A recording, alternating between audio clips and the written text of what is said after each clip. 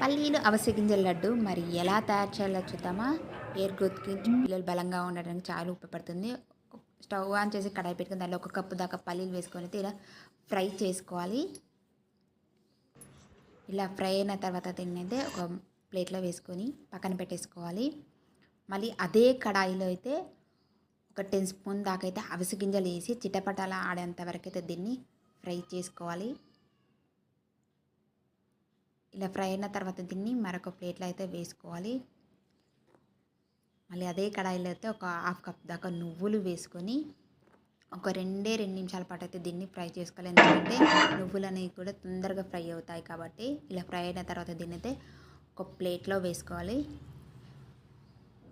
వేసుకొని ఈ మూడింటిని అయితే చల్లార పెట్టుకోవాలండి.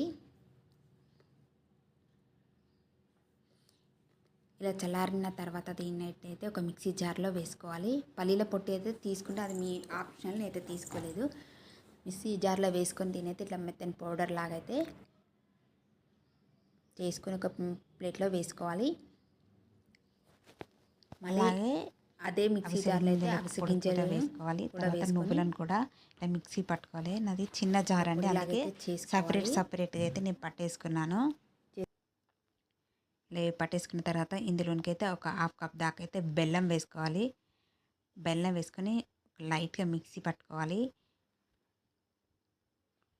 ఇలా పట్టుకున్న తర్వాత దీనిలోకి అయితే కొంచెం మాకు నెయ్యి స్మెల్ ఇష్టమని కొంచెం నెయ్యి అయితే వేసాను.